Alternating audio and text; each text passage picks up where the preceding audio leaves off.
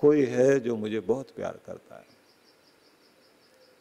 मेरी केयर करे, मेरी देख रेख रखे, मुझे गोद में लेकर अपने दिल से लगा करके अपने हृदय का प्रेम मेरे लिए उड़ेले, मेरी आवश्यकताओं का ध्यान रखे, मेरे सुख दुख का ध्यान रखे, मेरी हर चीज के लिए जो हर समय तत्पर रहे और जो देखे भी मुझे तो प्रेम की नज़र से देखे, खिलाए भी, खेलने भी दे, खिलखिलाए, मेरी एक एक मुस्कुराहट पर जिसके चेहरे पर मुस्कुराहट आती है वही तो मेरा अपना है। ये ध्यान रख लेना कि जिसके प्रति आपके मन में प्यार होगा उसके प्रति आप एक भाव जरूर रखते हैं कि मेरी मुस्कान भी उसे मिले, उसे मुस्कुराता हुआ देखना चाहते हैं आप। और जिसके प्रति ये प्यार नहीं रहता उसे रुला करके खुश होना चाहते हैं। माँ अपने बच्चे को हंसा करके खुश होगी, उसको हंसता देख करके खुश होगी। और जिसके प्रति दुश्मनी हो जाए उसे रुला के आदमी खुश होना चाहता है, उसे दुखी करके सुखी होना चाहता है। उसे लगता है इसने मुझे दुख दिया तो इसको भी दुख मिलना चाहिए। लेकिन प्रश्न ये आता है कि जो प्रेम आपने जाना, माँ से जाना, और जिससे आपकी जिंदगी की शुरुआत हुई, दो चीजें दो लोग कर रहे थे, एक माँ और एक पिता। जो कुछ मांगा, जिससे मांगना है, जिससे कोई भी आवश्यकता चाहिए, किसी भी जरूरत की चीज की जरूरत होगी, किससे कहें? माँ से कहा, माँ थोड़ा देती, और बड़ा किससे चाहिए? पिता से। फिर सुरक्षा चाहिए तो छोटी मोटी सुरक्षा माँ कर देती, लेकिन बड़ी सुरक्षा की जरूरत पड़ेगी तो पिता करेगा।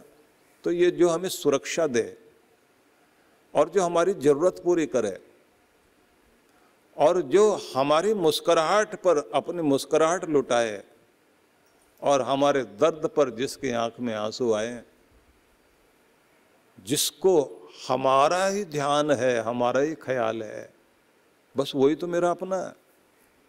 इसलिए ध्यान रख लीजिए, आपके रिश्ते बहुत सारे हो सकते हैं लेकिन जीवित रिश्ता वही है जिसमें प्यार है। जिस रिश्ते में प्यार नहीं है, कहने के लिए रिश्ता कहते रहिए, लेकिन रिश्ता नहीं है। और प्यार वो है जिसमें सेक्रीफाइस है, जिसमें त्याग है, जिसमें कुर्बानी है, जिसमें आदमी देने की कोशिश करता है। और प्रेम में जब लोग होते हैं तो कोशिश होती है एक दूसरे को कुछ दिया जाए, और दिया जाए तो फिर ढूंढा जाता है बढ़िया से बढ़िया गिफ्ट दिया जाना चाहिए।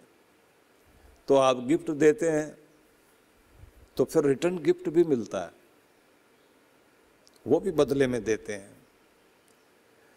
जहां स्वार्थ नहीं है, एक दूसरे के भले के लिए लगे हुए हैं, माँ पिता भाई बहन सब एक दूसरे के लिए कर रहे हैं।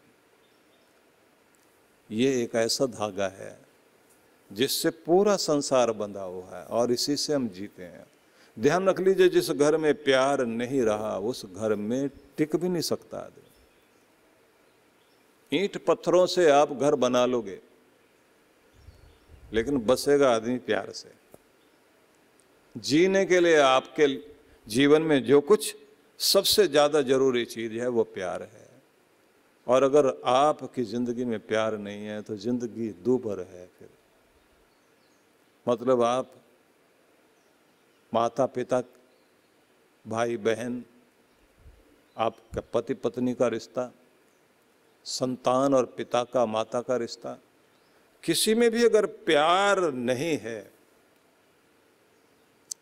और एक बात और है, झूठा प्यार दिखाए और मतलब वाला आदमी हो, मतलब निकालने के लिए तो बहुत मीठी बातें करे और उसके बाद मुंह फेर ले। वो भी लोग हैं जो बहुत प्रणाम करेंगे माता पिता को, आकर सुबह शाम पांव छुएंगे, काम बताओ तो काम नहीं करेंगे। प्रणाम करने में बहुत अच्छे हैं, सुबह भी उठेंगे तो प्रणाम करेंगे पिताजी को, माताजी को, शाम को भी पांव छूकर सोएंगे। और अगर काम बताएं, अभी तो मुझे कहीं जाना है, अभी तो मुझे ये काम करना है, अभी तो मुझे वो काम करना है। माता पिता कहेंगे बेटा अभी टीवी देख रहे हो? नहीं, क्रिकेट का मैच आ रहा है, अभी मैं ये देख लूं, उसके बाद में फुर्सत होगी तो जाऊंगा। अब ऐसे माता पिता देखते रहे कि इसको कोई काम बताए, काम तो ये करता ही नहीं, बात तो ये मानता ही नहीं, आज्ञा पालन नहीं करता, किसी काम आता ही नहीं, लेकिन प्रणाम करने में बड़ा होशियार है। तो एक दिन जब प्रणाम करने के लिए बेटा आया तो पिता ने एकदम डांटा और कहा कि खबरदार, आज के बाद प्रणाम करने की जरूरत नहीं है, मैं तेरे प्रणाम से खुश नहीं होता, भले ही तो प्रणाम करे ना करे, लेकिन कुछ काम तो आ,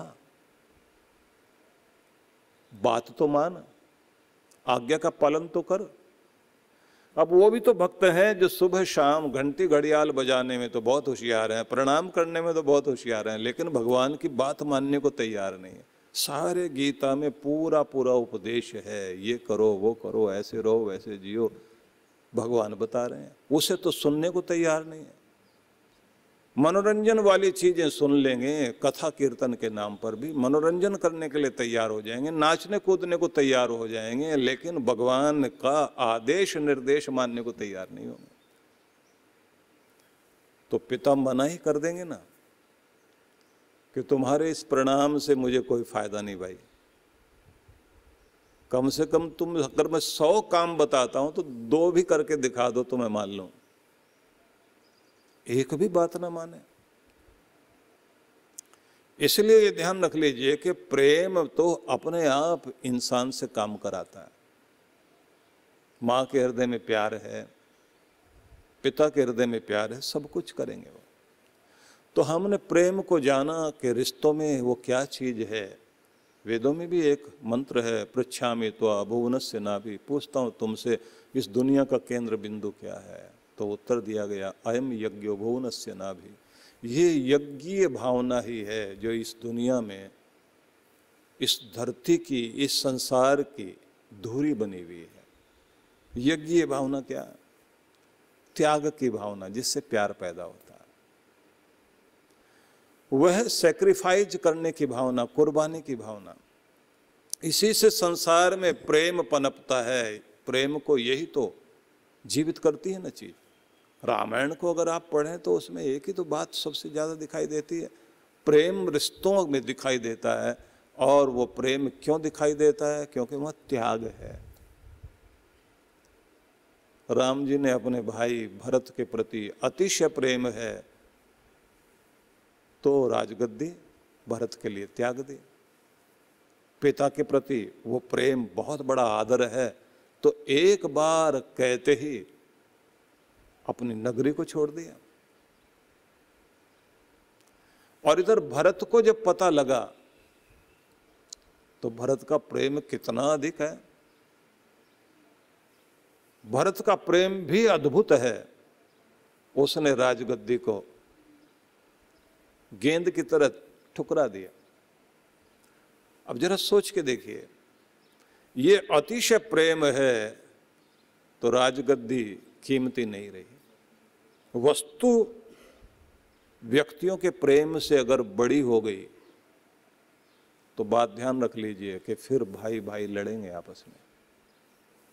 और जिस समय आपस का प्रेम बहुत बड़ा होगा तब उनका पता भी नहीं लगता, बंटवारा भी हो गया और पता भी नहीं लगा। एक को कम मिल गया, ज्यादा मिल गया, कोई दिमाग नहीं लगाएगा, क्योंकि प्रेम में दिमाग नहीं लगाया जाता। प्रेम में अहंकार आ गया तो प्रेम गया, प्रेम में स्वार्थ आ गया तो प्रेम गया, प्रेम के अंदर अपना मतलब साधने की भावना आ गई तो प्रेम चला गया। ये दुनिया गणित की है, हिसाब किताब की दुनिया है। इसमें बहुत हिसाब किताब होते हैं। जिसने हिसाब किताब करना शुरू कर दिया वहां प्रेम खत्म है। या फिर अगर हिसाब किताब ही रखना है तो फिर वो न्यायपूर्ण होना चाहिए। इतना हिसाब किताब रखो कि लिख करके लो, लिख करके दो, गिन करके पैसे लीजिए, गिन करके दीजिए। कोई भी चीज़ है उसके नियम बना के रखिए। उसके बाद आप अपनी तरफ से कोशिश करो कि नियम के अनुसार तो ये बैठता है, लेकिन चलिए उसके बाद भी थोड़ा मैं आपको और अधिक देता हूँ क्योंकि आप मेरे अपने हैं। तो फिर वहाँ दिखाई देता है कि हाँ, इस आदमी के अंदर न्याय भी है, इंसाफ भी करता है, लेकिन मोहब्बत भी है, प्यार भी है। तो जहाँ प्रेम है वहाँ त्याग की भावना पहले है। लेकिन इससे भी बढ़कर के आगे कहा है कि जो इन सब चीज़ों से ऊपर उठ करके अतिशय प्रेम है, वो जो शुद्ध प्रेम है, उसका नाम भक्ति है। उस प्रेम को भगवान को अर्पित करके देखो। कबीर इसको कहते हैं, प्रेम गली अति साकरी या में दो न समाई। प्रेम की जो गली है इतनी सकरी गली है, बहुत पतली छोटी, कि जिसमें एक ही आदमी आ जा सकता है, दो नहीं, एक ही जा सकता है। दूसरा अगर उधर से आ गया तो फंस जाएंगे। प्रेम गली अति सांकरी। पुरानी दिल्ली में आप जाएं तो एक आध स्थान पर ऐसी गलियां हैं, एक तरफ से आदमी एक ही निकलेगा। वो बादशाहों के जमाने में जब हमले होते थे तो उस समय पुरानी दिल्ली में बहुत छोटी छोटी गलियां बनाई गई थी, लेकिन प्रेम की गली तो उसका नाम भी कोई प्रेम की गली नहीं लिखा हुआ, बस सकरी गली है। लेकिन प्रेम की गली तो इससे भी सकरी है, उसमें सिर्फ एक ही जा सकता है। वो दो जो है ना एक ही हैं, तो इस गली में प्रवेश है। और जहां दो दो हो गए, भेद है, मतभेद है, तो कहते हैं वहां प्रेम नहीं रहता। इसलिए कहते हैं ना कि पति पत्नी भी विवाह होने के बाद एक और एक मिलकर दो नहीं होते, एक ही हो जाते हैं। ये गणित अद्भुत है। दुनिया का गणित होता है एक और एक मिलकर दो होते हैं, एक और एक 11 हो जाते हैं, लेकिन यहाँ तो एक और एक मिलकर एक ही रहते हैं। और मजे की बात यह है कि परिवार भी तब सुखी है जब परिवार के 5 आदमी हैं या 10 आदमी है या 11 आदमी, सारे मिलकर भी एक से एक एक मिलता जाता है। एक से मिल पत्नी, पत्नी से फिर एक बेटा मिल गया, 3 हो गए, फिर एक बेटा और आ गया, 4 हो गए, फिर और रिश्तेदार आ गए। वो जितने मिलते जा रहे हैं उस एक से, तो भी रिजल्ट अगर एक आ रहा है वहां शक्ति है। और जहां सब अलग अलग हैं वहां शक्ति नहीं है, वो बट गए। इसलिए लोग बोलते हैं कि आवाज दो, हम एक हैं, कि बोलो सब, हम 2 नहीं है, 3 नहीं है, 5 नहीं है, 10 नहीं है। वेदों में एक मंत्र आता है जिसमें कहता है 1 में, 2 में, 5 में, 10 में, 100 में मैं हूं, मतलब मैं एक ही हूं। और चाहता हूं कि तुम 100 भी 100 नहीं रहो, 100 मिलकर एक हो जाओ। प्रेम ही इस चीज को जोड़ सकता है कि आप सारे के सारे एक हो जाएं।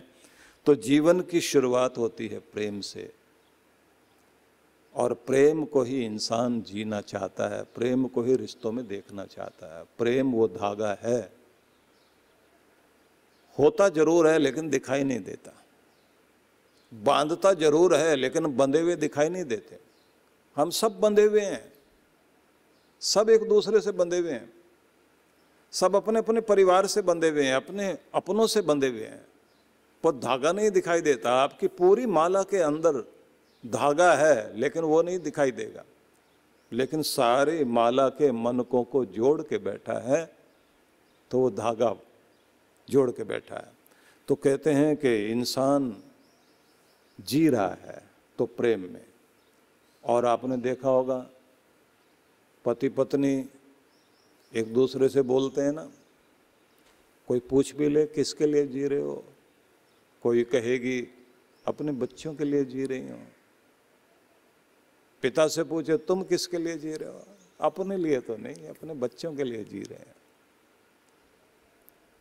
सब बच्चों से पूछे किसके लिए जी रहे हैं, अपने माँ बाप के लिए जी रहे हैं। और जहां आदमी चलते चलते नहीं मैं किसी के लिए नहीं जी रहा हूं, अपने लिए जी रहा हूं, और मेरा मतलब कहीं से पूरा होता हो तो बस ठीक है, चाहे वो माता है, पिता है, भाई है, बहन है, लेकिन प्रेम का विस्तार करके जब आप इसे अपने खुद से अपने परिवार तक और परिवार से आप इसको अपने समाज तक और समाज से लेकर इसको अपने देश तक और देश से लेकर के विश्व तक और विश्व के प्राणी मात्र तक जब अपने प्रेम को लेकर जाते हैं तो कहते हैं फिर आपका प्रेम जो है विश्व वंद्य प्रेम हो गया, वंदनीय प्रेम हो गया, और तब वो विश्व आत्मा से जुड़ता है, परमात्मा से जुड़ता है। इसलिए वे लोग जो बहुत प्यार वाले लोग हैं वो किसी एक के लिए नहीं, पूरे संसार के अपने होते हैं वो, और जो ऐसे लोग होते हैं वो अत्यंत पूजनीय होते हैं। ऐसे लोगों ने अपने लिए जीवन नहीं जिया, दूसरों के लिए जिए। उन लोगों के बारे में सोचिए आप। अभी इतनी बड़ी विपदा चल रही है, सोचिए उन वायरस से लड़ने के लिए जिन्होंने टीका खोज रहे हैं, वैक्सीन तैयार कर रहे हैं, और तैयार करते करते इतने सारे वायरस के बीच बैठे होते हैं लोग, अपने खतरे को सामने रखकर भी दूसरों को बचाने के लिए। लेकिन उन लोगों के बारे में सोचिए जिन्होंने प्लेग से इतने इतने लाखों लाखों लोग मर रहे थे, उस समय प्लेग का टीका खोजा। रेबीज से लोग मर रहे थे, उसके लिए टीका खोजा। उन सबका नाम लेकर देखिए आप। इसलिए निवेदन करना चाहता हूँ, ये प्रेम जब विशाल स्तर पर पहुँचता है, कोई शहीद, कोई देश का सैनिक, कोई डॉक्टर, कोई इंजीनियर, कोई साइंटिस्ट, कोई महान पुरुष जब पूरी दुनिया के लिए जीना शुरू करता है, उस पर गर्व किया जाता है और उसका जीवन सफल होता है। इसलिए कहते हैं अपने प्रेम को परमात्मा की तरफ लेकर के चलिए। कदम कदम पर जो प्रेम आपको भगवान की झलक दे, उसकी भक्ति जगाए, बस वो प्रेम महान है और वही ईश्वर से मिलाता है। तो इसलिए कहते हैं भले ही ये अक्षर पूरा नहीं है, प्रेम आधा है ना, इसलिए इसको 2.5 आखर बोलते हैं। श्रद्धा को भी 2.5 आखर बोलते हैं, आस्था 2.5 आखर, मतलब पूरा नहीं है। आस्था भी आधा है, 2 और आधा 2.5, प्रेम 2 और आधा 2.5, श्रद्धा 2 आधा 2.5, ये 2.5 होकर के भी पूर्ण है। तो आगे बढ़ेंगे कि ये प्रेम अमृत बनकर कैसे आपकी रक्षा करता है। अगला सूत्र वही है, तो इस पर चर्चा करेंगे। सद्गुरु श्री सुधांशु जी महाराज द्वारा मानव सेवा को समर्पित संस्था विश्व जागृति मिशन वर्ष 1991 से धर्म, समाज एवं मानवता की सेवा में संलग्न है। यह संस्था 90 मंडलों, सेवा केंद्रों के माध्यम से न केवल भारत अपितु देश के बाहर अनेक देशों में सेवा के कार्य कर रही है। संस्था की स्थापना से लेकर अब तक विगत 30 वर्षों में जहां लोगों को सन्मार्ग पर प्रेरित करने के उद्देश्य से गुरुवर ने 7000 से अधिक प्रवचन दिए हैं, वहीं देश के राज्य की राजधानियों व प्रमुख नगरों में लगभग 40 आश्रम, 25 मंदिर, सत्संग भवन व ध्यान साधना केंद्रों का निर्माण हुआ है। दिल्ली में करुणा सिंधु धर्मार्थ अस्पताल एवं फरीदाबाद के आरोग्य धाम अस्पताल में लाखों जरूरतमंद रोगियों का उपचार व ऑपरेशन किया गया है। अनाथ गरीब बच्चों के लिए सूरत में अनाथाश्रम, दिल्ली एवं कानपुर में गुरुकुल, फरीदाबाद में ज्ञानदीप विद्यालय, मुरादाबाद में सृजन प्राइमरी स्कूल, झारखंड के रुक्का खूंटी गांव में आदिवासी बच्चों के लिए 2 पब्लिक स्कूल समेत दिल्ली में उपदेशक महाविद्यालय भी बनाया गया है। इन शैक्षणिक संस्थाओं में लगभग 2500 बच्चों को शिक्षित व संस्कारित किया जाता है। दिल्ली के आनंद धाम आश्रम में जहां वृद्धाश्रम एवं वानप्रस्थ संचालित हैं, वहीं आश्रम की कामधेनु गौशाला में 125 गौओं की सेवा की जाती है। कामधेनु गौशाला की तरह ही देश के प्रमुख नगरों में 7 अन्य गौशालाएं भी संचालित हैं। साथ ही पूजा पाठ, यज्ञ अनुष्ठान से लोगों में धार्मिक भावना जागृत की जाती है। ओम अग्नये सप्तजिह्वाय स्वाहा, ओम अग्नये हव्यवाहनाय स्वाहा, ओम अग्नये शोधनजाताय स्वाहा। गरीब जरूरतमंद महिलाओं को सक्षम बनाने के लिए जहां कई तरह के प्रशिक्षण दिए जाते हैं, वहीं गरीब कन्याओं के विवाह में सहयोग भी किया जाता है। प्राकृतिक आपदा जैसे कि बाढ़, भूकंप, तूफान आदि में जहां मिशन द्वारा प्रधानमंत्री राहत कोष में सहयोग किया जाता है, वहीं जैसे वर्तमान में चल रही महामारी कोरोना संकट काल में जरूरतमंदों को भोजन, राशन किट व सांसों के संकट से जूझ रहे जरूरतमंद मरीजों को देश विदेश से मंगाकर ऑक्सीजन कंसंट्रेटर बांटे गए।